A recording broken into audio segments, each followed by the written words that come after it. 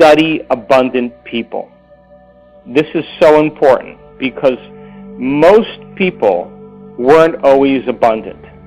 Their life was a series of failures, and if you truly study abundant people, they learned from their experiences, they learned from their mistakes, and as you begin to study the personality traits, the qualities, the characteristics, the things that they did in their life, the sacrifices they made that built their character, that built the qualities of success, that built a strong personality, you will learn that their life was their initiation, that they had several things to learn before they could step in to abundance. So then, if a book mysteriously shows up, read it, and read it until you become it. Don't rush through it. Think about the person that you're studying. Think about what they did. Think about how you can apply those same things to yourself and your life. And then the next most important thing is once you start having some of those ideas, take some action every day. If you're moving into a state of being and you're changing your thoughts and feelings, it's time to take a risk. And if you don't take any action, then you don't believe in your future, period. But what are you bringing into your future? What are you bringing to the meeting? What are you bringing to the appointment? What are you bringing to the emails? All right, what kind of energy are you bringing? Because if you're going there in a state of apathy or in a state of resistance, you're not bringing the energy into your future. So make moves in your life as if you are doing it from a place where you already are your future. In other words, when you step into a future, think about if you were already that person, how would you act? And this is a great example. So many people are in such a state of lack, in such a state of separation, that they spend hours saying in their affirmations, I'm abundant, I'm abundant, I'm abundant, I'm abundant, I'm abundant. They're thinking the thought, but their body isn't in alignment with the thought. Their feeling isn't in alignment with their thoughts. So if your thinking is the vocabulary of the brain, and your feeling is your vocabulary of your body, and you're feeling separation, you're feeling frustration, and you're thinking thoughts that I'm abundant, I'm abundant, I'm abundant, it makes sense then that thought is never going to pass your brainstem and begin to signal your body to move into a state of being. So if you're starting to make the decisions in your life as if you were already doing it from that future state of being, you would probably do it more calmly, more smoothly, without arrogance, without rushing, without pushing. You would kind of be in a different state because you already are that person, and the choices that you're making and the things that you're doing have so much less to do with urgency and vigilance. It has much more to do with your state of being. So then you have to begin working your way step by step into your future. And if you start taking action, means then it's not just that you do it and it comes to you and you can sit on your couch or you can sit in the bathtub or you don't have to get a job. That's the very extreme example of fanaticism. What I'm talking about is that you have to begin to meet your dream halfway. It means that you have to lean into it a little bit. That means then you got to bring your body into your future. You have to take your body into your future.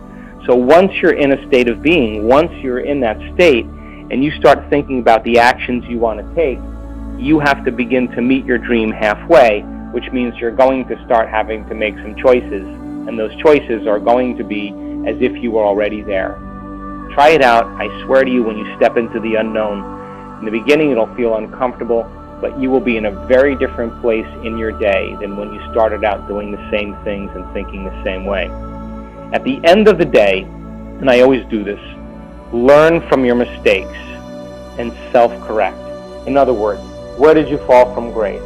Where did you begin to go unconscious again?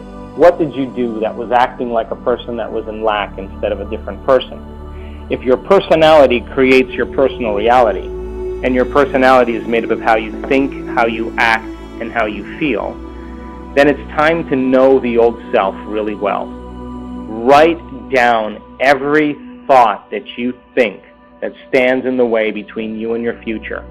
And if you can't memorize them and you can't repeat them and you can't know them, then they're going to slip by your awareness. I swear to you, if you take the time and list them out, the moment that thought comes up, it's going to be like recognizing an old friend. You're just going to notice it, and it's not going to make it past your analytical mind. Become aware of how you speak, what you say. Become aware of how you act. Whatever that action is, whatever you're doing, whether you're complaining or frustrated or angry or lashing out or judging, become aware of those actions. Those actions are not an abundant person. Look at the emotions also. If you're feeling lack, a wealthy person doesn't feel lack. A wealthy person feels pretty relaxed in the present moment. And begin to become so conscious of that 95% of who you are. To know yourself, you are leaving that person behind, and you are taking the skills, the great habits, the good attitude, the positive actions and emotions into your future, but you can't take everything that has to do with the old self. Which brings me to the next point.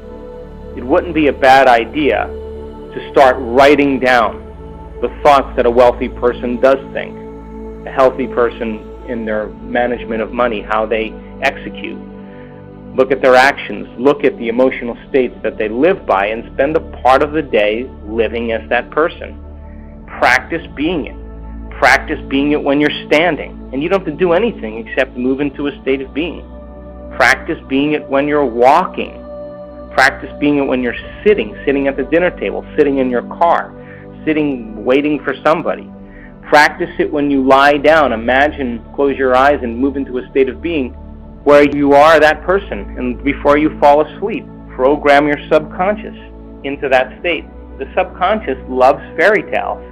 So you might as well tell a great fairy tale when you're laying down. If you know your old self so well, like a friend, I swear to you, you will be able to counsel it. You'll be able to counsel it from the new self. So becoming very conscious of your unconscious states, the more conscious you are of that, the less you are the old self, and the more you're crossing that river. So if you just take the time to write down any thought, any action, or any emotion that keeps you connected to your old self, and you can review them. If someone said, what was the old self that you used to live by? And you could say, I used to think I used to think money never was easy to come by, I used to think that life was really hard, the universe didn't really like me, that I wasn't worthy of receiving, I complained a lot, I blamed everybody else for my life. If you have that kind of level of clarity, it means now you're no longer that person. You are the person on the other side crossing the river that's aware of that person, and you will move further and further away from it. Now, the next point has to do with affluence. And affluence means that you've created enough influence with yourself and enough influence in your life that now you are worthy to receive the feedback from your efforts. You can't wait for this to happen. You can't pray for this to happen. You can't wish for this to happen. You can't hope for this to happen. This is when you let go and you start to give. And whatever you start to give, you will receive. And so when you begin to give as an abundant person, I don't care if it's even just small things, but you have to start the flow by giving and taking action as if you are already abundant. If you have enough influence on yourself and your life, then affluence always comes, and it comes in the form of feedback. And if it's not happening, it's time to give. Give things away that you no longer need. I don't care what it is. Give somebody a bottle of wine. Give them something, your clothes that you no longer wear. Clean a closet and give it away. Just start giving things away to start the movement and the flow in your life. Now, I just was having a conversation with someone earlier today, and he was telling me that he was having difficulty in the creative process. And I said, well, you have one of two choices. You either create from duality or polarity, and duality or polarity means I don't have what I want, and because I don't have what I want to get what I don't have. And what most people do is they try to create from a state of not having. And because when they look to see that it hasn't appeared in their life, then of course they feel more separate from the experience and they try harder. And so many people do this. But if you are creating from a state of abundance, or a state of wholeness, or a state of worthiness, and I like the word worthy, because worthy means you are worthy to receive. You're no longer looking for anything. You're no longer separate from anything. You actually feel like you already have it. And when you get to the point where you feel like you already have it, and you're no longer looking for it, that's the moment the universe realizes that you're out of the way. You begin to draw things to you. And we call that in our work fifth dimensional creation, or fifth dimensional reality. So creating from fifth dimensional reality means you don't have to drag your body to work. You don't have to drag your body somewhere to get some kind of goal realized. In fact, you start noticing things landing in your lap, and when it starts to land in your lap, that is affluence. That means then you're in vibrational match, and the universe begins to show you signs. And that's when it starts to get exciting. Why? Because you start feeling the energy of your creation, and you start to believe in your creation more. The energy from the experience and the emotion that's created raises your vibration. You begin to feel better, and you start to use that energy to create again. And all of a sudden, you move from a state of victimization in your life, all of a sudden into a state of creation. And of course, that's when the magic starts to happen. But you can't do that until you start getting beyond yourself. The next thing is, and I find this so important, is to cue your environment. Put little things on your dashboard. Put little notes on your mirror in your bathroom. Put little pictures of vacations you went on, or cars you want to drive, or I don't care what it is. Whatever your definition of abundance is, art that you would love. Cue your environment with small little things to keep you reminded of where you're going, so that in a moment or so, while you're staring around or sitting around looking around your house in routine ways, all of a sudden that catches your attention and it breaks your routine and it changes your experience of the environment. If you begin to change your experience in your environment with small little things and cues, your environment is no longer unconsciously controlling how you think, act, and feel.